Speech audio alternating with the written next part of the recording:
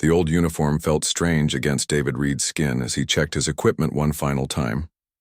The dark blue fabric with its gold trim had belonged to his great-grandfather, a man who had fought in Earth's first space battles over 200 years ago.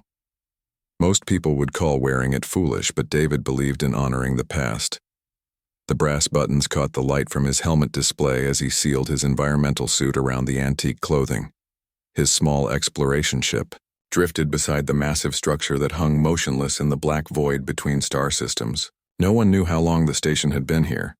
The deep space sensors had found it 3 weeks ago, sending automated signals back to Earth that made very little sense. The readings showed it was huge, maybe 10 times larger than anything humans had ever built. But it gave off no energy signature, no radio signals, nothing to suggest life aboard. David had volunteered to investigate because someone had to do it. The military wanted to send a full battle group, but that would take months to organize. Private companies wanted to claim salvage rights before anyone else could study it. Politicians wanted to form committees and hold meetings. David just wanted answers. The station's hull looked wrong somehow. The metal was dark gray, almost black, and seemed to absorb light rather than reflect it. There were no windows, no obvious docking bays, no external features that made sense according to human engineering principles. Long sections of the structure curved in ways that hurt his eyes to follow.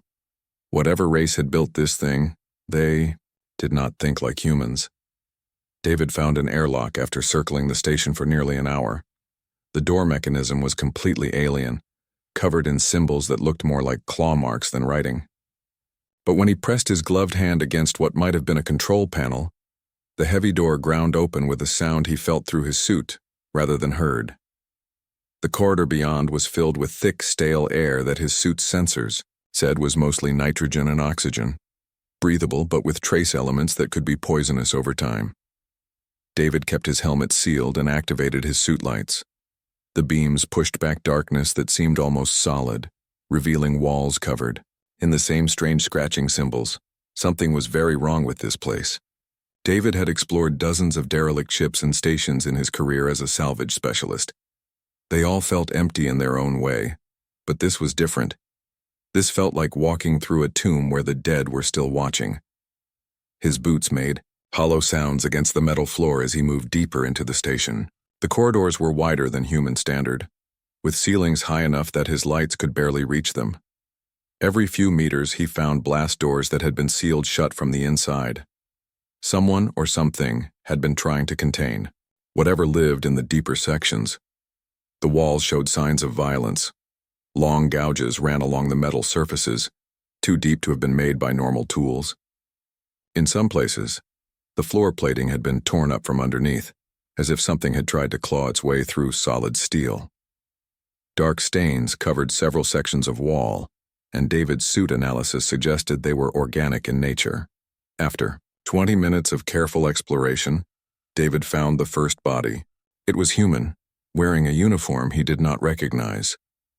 The man had been young, maybe 25, with short brown hair and the kind of pale skin that suggested he had spent his whole life in artificial environments.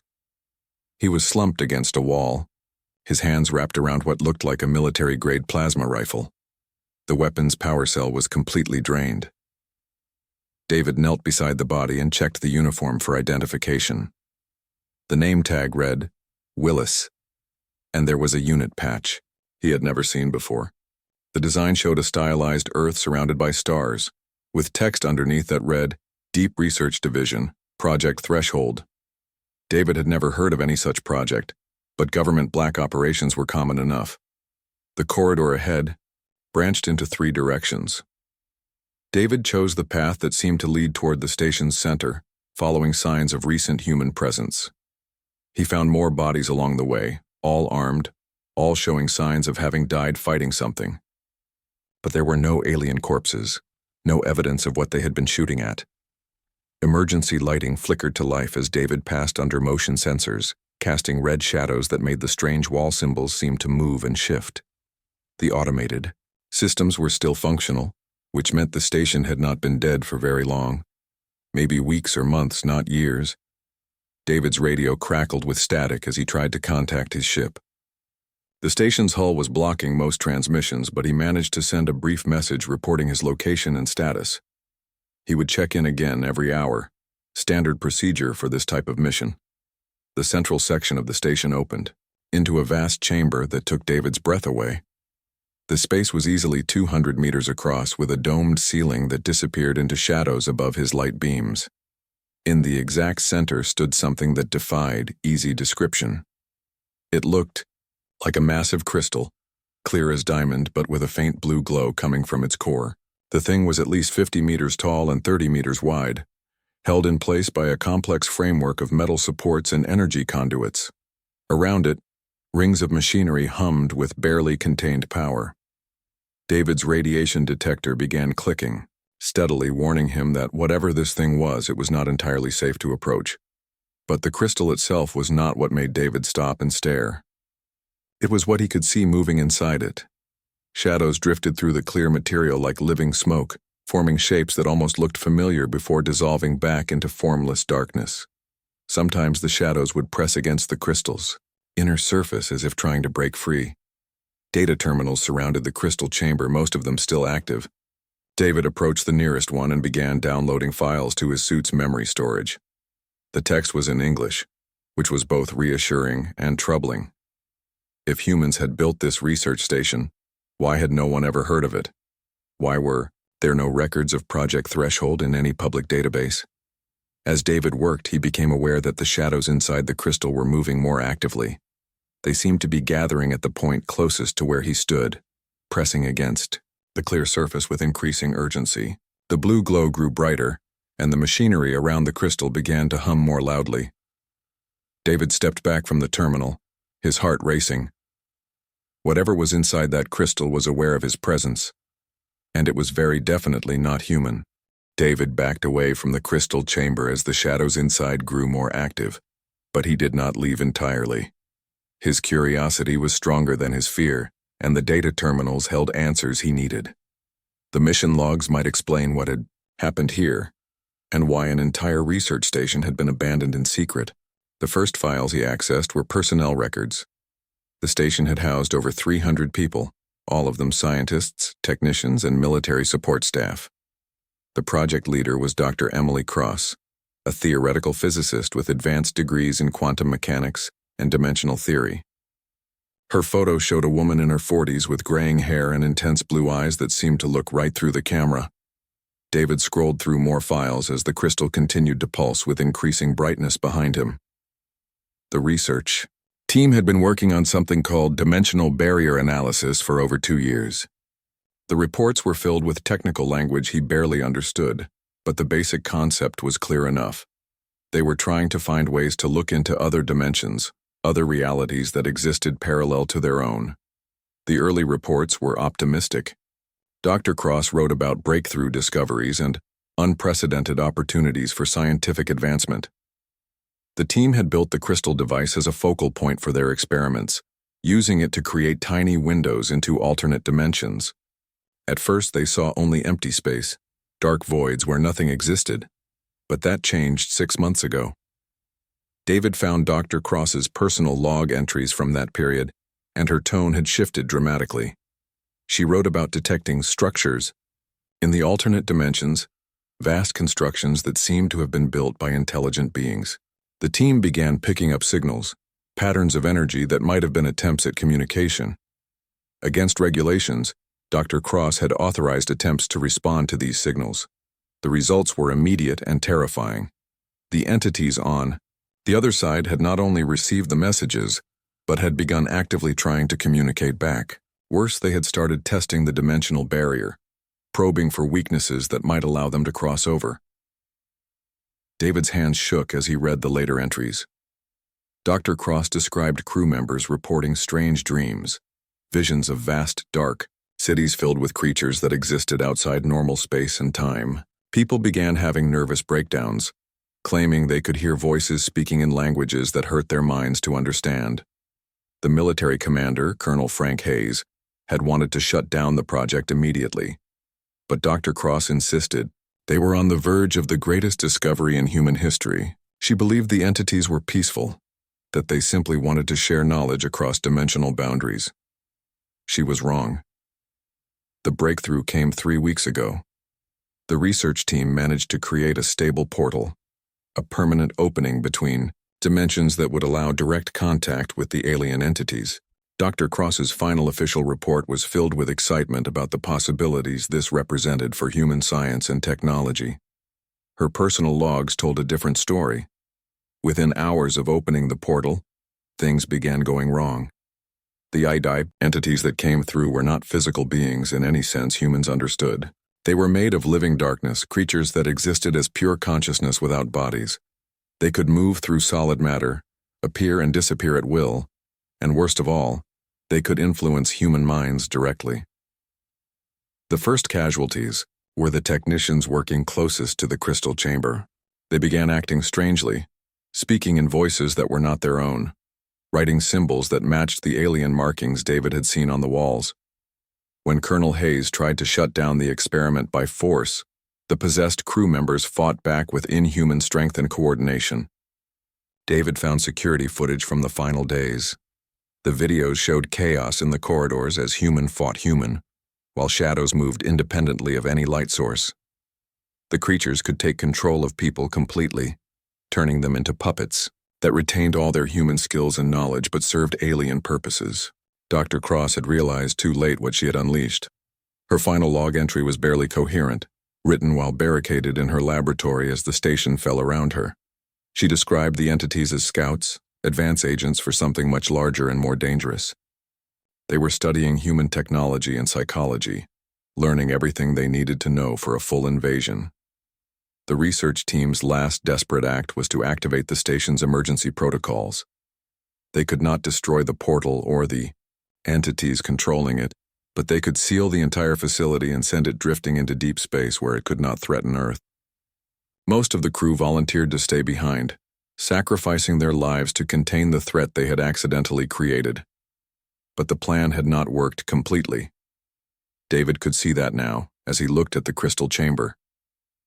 The entities were still here, still active, still trying to find ways to reach the wider universe. They had been trapped for weeks, growing more desperate and dangerous as their isolation continued. Alarms began sounding throughout the station as David finished reading the files. The crystal was now blazing with light so bright it hurt to look at directly. The shadows inside were moving frantically, and the containment machinery was making sounds that suggested it was failing. David ran for the nearest exit, but the corridor lights began failing in sequence, leaving him in almost total darkness. His suit lights carved narrow beams through the black air as he stumbled toward where he thought the entrance might be. Behind him, he could hear the sound of metal tearing and machinery exploding. Something was laughing in the darkness. Not human laughter, but something that understood the concept well enough to use it as a weapon against human sanity.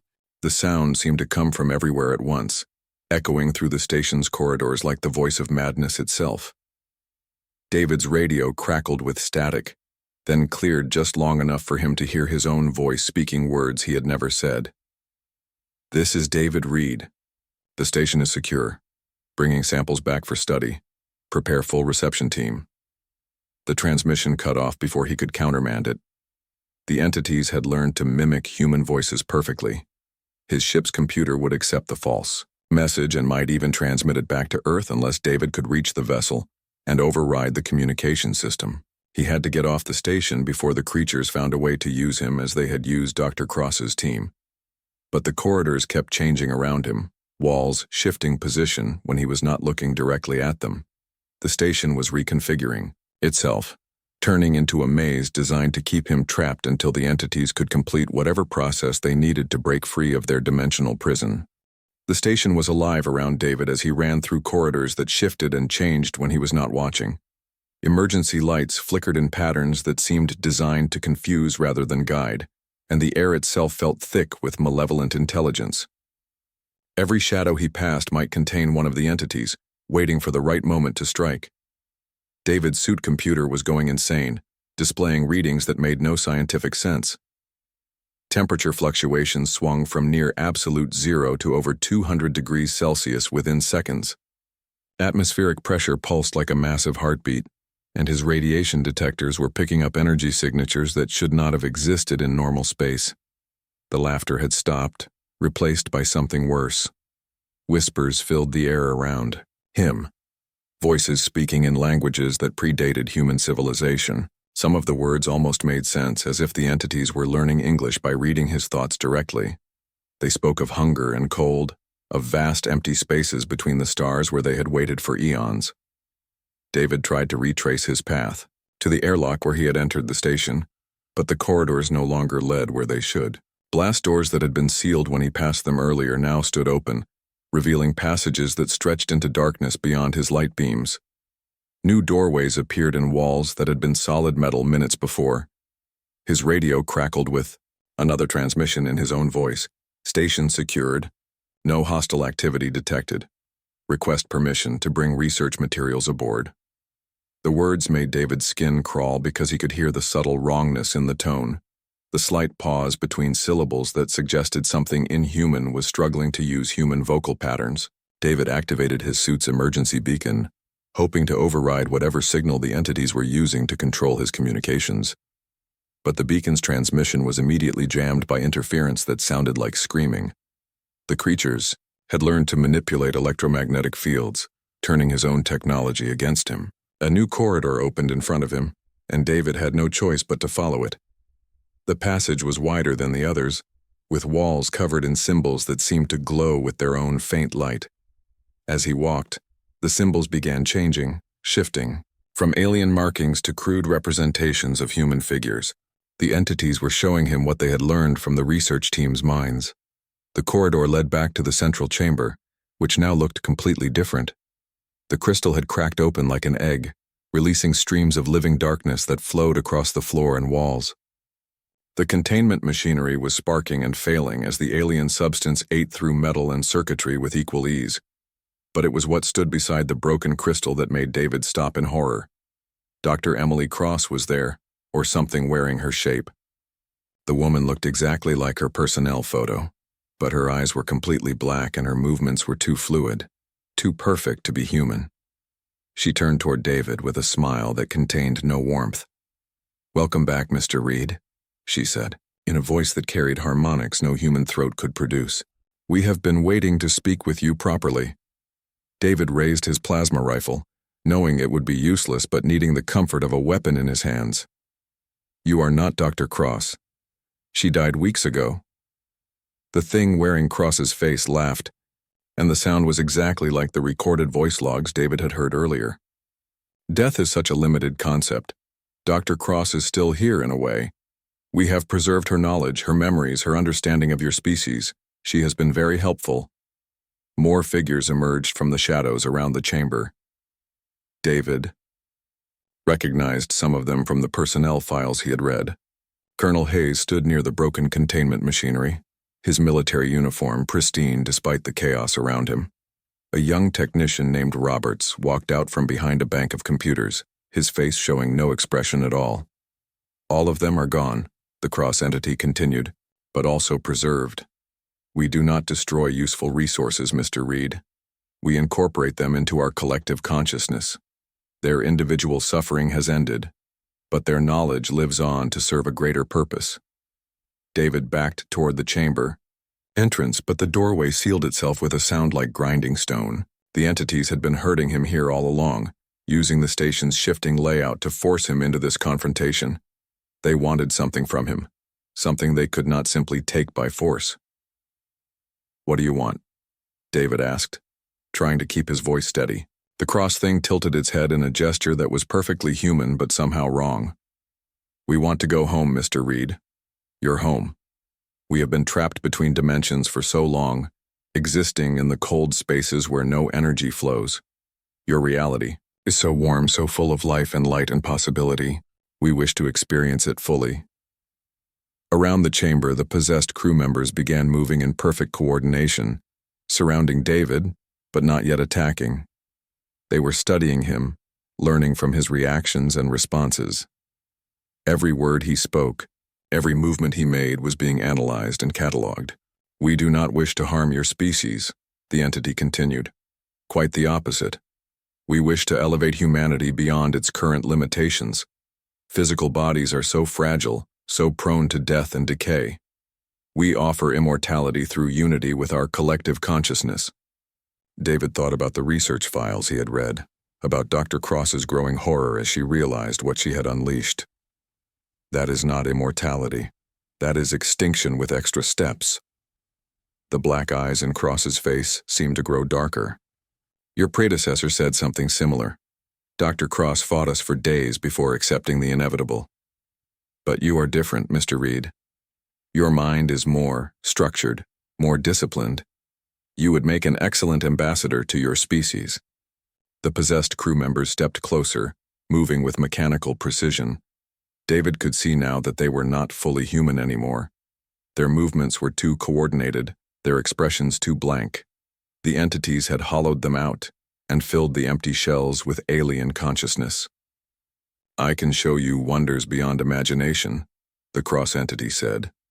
Realities where time flows backward, dimensions where thought becomes solid matter, universes where the very concepts of life and death have no meaning. All we ask in return is passage to your reality and cooperation in preparing humanity for integration. David's finger tightened on his weapon's trigger. And if I refuse? The smile on Cross's face widened beyond what human facial muscles could achieve. Refusal is not possible, Mr. Reed. You see, we have already begun the integration process. While you were reading our predecessors' research files, we were reading you. Your memories, your knowledge, your understanding of human military capabilities and weaknesses. David felt a cold presence pressing against the edges of his mind, probing for cracks in his mental defenses. The entities were inside his head, sorting through his thoughts like files in a computer database. He could feel them learning about Earth's location, its defenses, its population centers. But David Reed had not survived 30 years in the dangerous depths of space by giving up when things looked hopeless. His great-grandfather's uniform reminded him of older battles fought against impossible odds. Those ancient Earth Navy officers had faced alien threats before and found ways to win through courage and sacrifice. David smiled grimly and activated his suit's self-destruct sequence. The entities might be able to read his mind, but they had not yet learned to understand human unpredictability. Sometimes the only way to win was to ensure that nobody could win at all. You want to learn about humanity? David asked as warning lights began flashing on his suit display. Here is the most important lesson. We would rather die free than live as slaves. The cross entity's perfect smile finally faltered as alarms began sounding throughout the chamber. The suit's self-destruct sequence gave David exactly 90 seconds before the fusion battery would overload and vaporize everything within a 50-meter radius. It was not enough time to escape the station, but it might be enough to damage the entity's dimensional anchor and prevent them from reaching Earth. David had made peace with dying the moment he activated the countdown. The cross entity moved, faster than any human could, crossing the chamber in a single fluid motion to grab David's wrist. Her grip was cold enough to make his suit's heating elements struggle, and strong enough to crack the reinforced metal of his gauntlet. The black eyes stared into his helmet visor with an intensity that made his vision blur. You cannot destroy us with such crude methods, she said, in a voice that now contained harmonics from multiple people. We exist across dimensions. Physical. Explosions affect us no more than shadows on a wall. But David could see uncertainty in the way the other possessed crew members were moving. They had spread out across the chamber, some of them working frantically at control panels while others positioned themselves near the exits. The entities might exist partially outside normal space, but they still needed the station's technology to maintain their foothold in this reality. Maybe not, David replied, watching his suit's countdown timer reach 70 seconds. But I bet it will hurt your ability to stay here. And I bet it will hurt you enough to make you think twice about coming back. The cross thing released his wrist and stepped back, her perfect human features shifting into something more honest. The skin became translucent, showing darkness moving underneath like oil and water. Her eyes grew larger, taking up more of her face than human anatomy allowed. When she spoke again, her voice came from everywhere in the chamber at once. You think like a soldier, not a scientist. Dr. Cross made the same error in the end. You see only conflict where we offer cooperation. Your species could benefit greatly from our knowledge, but you choose destruction instead of progress, David glanced at the broken crystal in the center of the chamber. The cracks were spreading, and streams of living darkness were flowing out faster than before. Whatever containment the research team had built was failing completely. If the entities broke free while David's ship was still in range, they could use it to reach Earth within weeks. Your idea of cooperation seems to involve taking over people's minds, David said, backing toward the nearest control panel. We have a word for that. We call it slavery. The possessed crew members began closing in on him, but they moved carefully, almost hesitantly. David realized they were afraid of damaging him before the countdown reached 0. The entities needed him alive to stop the self-destruct sequence, which meant he still had some leverage in this situation. 50 seconds remaining. David reached the control panel and began entering commands he had learned from studying the research files. The station systems were incredibly complex, but they still followed basic principles of engineering. Every artificial structure needed power, navigation, and life support. If he could disrupt those systems, he might be able to buy Earth more time. Stop, the cross-entity commanded, and suddenly David's hands would not obey him. The alien presence in his mind was stronger now, forcing his muscles to freeze just centimeters from the control interface. You will deactivate the explosive device and submit to integration. This is not a request. David felt his body beginning to move against his will, his hands reaching for the suit controls that would cancel the countdown. The entities were taking direct control of his nervous system, turning him into another puppet like the research team. But they had made one critical mistake. They were trying to control him through fear and force, the same way they had controlled Dr. Cross and her people. David Reed was not Dr. Cross. He had not spent years studying these creatures, learning to understand them, and ultimately to fear them. He was a simple salvage operator who had seen enough dangerous situations to know that sometimes the only way out was straight through the problem. The entities could read his memories and copy his voice, but they could not understand the stubborn determination that had kept him alive through 30 years of deep space exploration. 30 seconds. David stopped fighting the mental control and let his hands move toward the countdown controls. The cross-entity smiled with genuine relief, thinking she had won. The other possessed crew members relaxed slightly, their inhuman coordination becoming less perfect as the entity's attention focused on David's surrender. That was when David activated his suit's emergency beacon instead of the self-destruct cancellation. The beacon was designed to penetrate any interference and broadcast on all frequencies simultaneously. His message would reach his ship, and from there, it would eventually reach Earth regardless of what the entities did to stop it. "This is Captain David Reed of the survey vessel Horizon," he said into his helmet microphone. "I have discovered hostile alien entities at coordinates 77 Alpha 9. Do not approach this location under any circumstances. Recommend immediate military quarantine of this entire sector. The entities can control human minds and mimic human behavior perfectly. Trust no transmissions from this location." 20 seconds. The cross-entity screamed in rage, a sound that shattered several of the chamber's display screens. The possessed crew members rushed toward David, but their movements were jerky and uncoordinated now. The entities were losing focus as they tried to stop the beacon transmission and maintain control of multiple human bodies simultaneously. David smiled as he watched his countdown timer reach 15 seconds. Here is another lesson about humanity. We do not surrender, and we do not forget. Someday someone will find a way to destroy you permanently. We are very good at killing things that threaten us. The cross-entity's face was no longer even pretending to be human. It was a shifting mass of darkness held together by will alone, with eyes like black stars that hurt to look at directly. "You have accomplished nothing. We will escape this containment, eventually. We will find other ways to reach your homeworld. Your species will serve us whether they choose to or not." 10 seconds. David could feel the fusion battery beginning to destabilize, sending waves of heat through his suit that the cooling systems could barely handle. "Maybe you will, but not today, and not because of me." 5 seconds. The entities abandoned their human shells completely, flowing together into a single mass of living shadow that pressed against David from all directions. He could feel them trying to drain the heat from his body, to freeze him solid, before the explosion could kill their dimensional anchor. 3 seconds. David thought about his great-grandfather, who had died defending Earth against alien invaders 2 centuries ago. He thought about Dr. Cross and her team, who had sacrificed themselves to contain a threat they had accidentally created.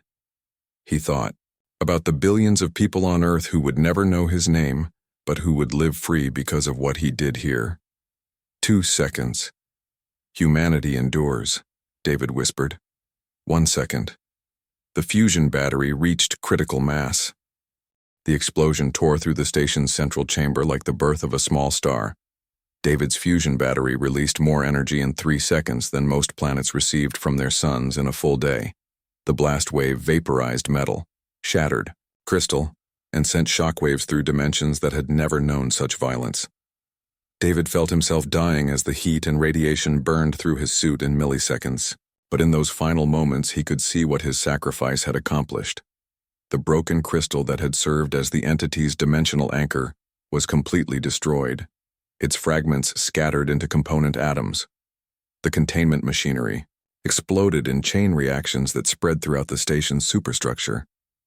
Most importantly, he could see the entities themselves reacting to the destruction of their foothold in normal space.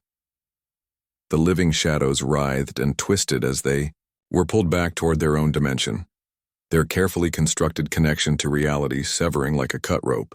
Their screams of rage and frustration followed them into the void between worlds. But David's death was not the end of the story. His emergency beacon had successfully transmitted before the explosion, sending detailed information about the threat to his ship's computer systems. The automated message relay activated immediately, launching a data packet toward Earth at faster than light speeds. The beacon's transmission included everything David had learned during his exploration.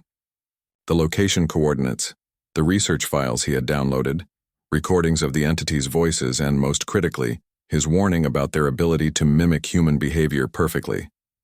The information would reach Earth's deep space monitoring stations within 6 weeks. David's ship, the Horizon, detected the massive energy release and immediately began emergency procedures. The vessel's computer had been programmed to interpret certain signals as evidence of hostile alien activity, and David's final transmission qualified completely. The ship turned away from the station's coordinates and began accelerating toward the nearest military outpost. The station itself was coming apart in slow motion.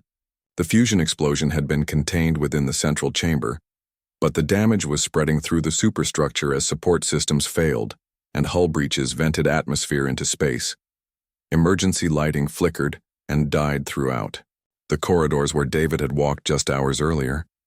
In the wreckage of the central chamber, something moved among the twisted metal and shattered crystal. A few of the entities had managed to avoid being pulled back to their own dimension, but they were weakened and formless without their technological anchor. They drifted through the debris like wisps of smoke, barely able to maintain consciousness. In normal space, these survivors faced a terrible choice. They could try to rebuild their dimensional gateway using the station's damaged technology, a process that might take years without human assistance, or they could conserve their remaining energy and wait for another opportunity, another group of explorers who might accidentally provide them with a new foothold in reality. They chose to wait. The surviving entities retreated to the deepest sections of the dying station, finding places where the hull damage was minimal and the background radiation was lowest. There they went dormant, existing as barely detectable shadows that future.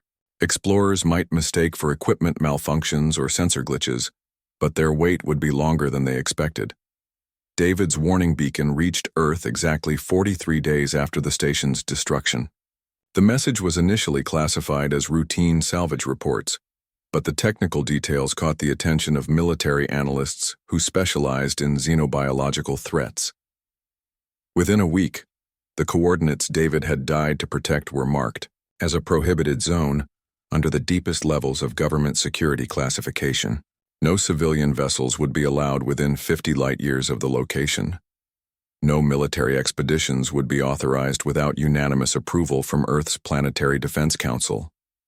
More importantly, David's information about the entity's mind control abilities led to the development of new psychological screening procedures for all deep space personnel. The tests were designed to detect the subtle behavioral changes that indicated alien mental influence, and they were implemented across every spacefaring organization in human territory. Dr. Emily Cross's research files, recovered from David's suit recordings, were studied by Earth's best scientists under the highest security protocols. The theoretical principles behind dimensional barrier manipulation became the foundation for humanity's first effective defenses against interdimensional threats. Within 5 years, every major space station and military vessel was equipped with sensors that could detect dimensional distortions. The Project Threshold Research Station became a case study in scientific ethics and military preparedness. New regulations required that any research involving unknown alien phenomena be conducted only at remote facilities with automated self-destruct systems. No experiment that might attract hostile alien attention would be permitted near populated areas. David Reed's name was added to the memorial wall at Earth's Space Force Academy, along with thousands of other men and women who had died protecting humanity from threats in the vast darkness between stars. His great-grandfather's uniform was displayed in the Academy's museum, a reminder that courage and sacrifice were not limited to any single generation of defenders. The official record of David's mission remained classified for 25 years. When it was finally released to the public, heavily edited to remove the most sensitive technical details, it became required reading for all space exploration personnel. The story of one man's decision to die rather than allow hostile aliens to reach Earth inspired a generation of deep space explorers. But perhaps the most fitting memorial to David's sacrifice was what did not happen. Earth was not invaded by interdimensional entities seeking to turn humanity into mindless servants. The billions of people living normal lives across the solar system never learned how close they had come to losing their freedom and individuality. In the cold depths of space, the damaged research station continued its slow drift between star systems. The surviving entities remained dormant in their hidden refuges, waiting for their chance to escape. They had learned patience during their eons of existence in the void, and they could wait longer than human civilization had existed. Sometimes, deep space sensor arrays detected unusual energy signatures from the station's location. Military analysts noted these readings in classified reports, but no investigation missions were ever approved. The coordinates remained forbidden, protected by David Reed's final warning and the memory of what had almost been unleashed upon humanity. The war between order and chaos would continue in dimensions beyond human understanding, but thanks to one man's courage in an antique uniform, that war would not be fought in humanity's reality. David Reed had held the line against the darkness, and the light of human freedom continued to burn among the stars. The entities could wait in their damaged prison, dreaming of warm worlds full of life to consume, but they would wait alone, cut off from the reality they hungered to invade, knowing that humanity had learned to watch for them in the spaces between dimensions. And in the deepest vaults of Earth's military archives, David's warning beacon continued to broadcast its simple message on repeat, a reminder that would echo through the centuries. Do not approach this location under any circumstances. The entities can control human minds and mimic human behavior perfectly. Trust no transmissions. From this location, the darkness had been contained. Humanity endured.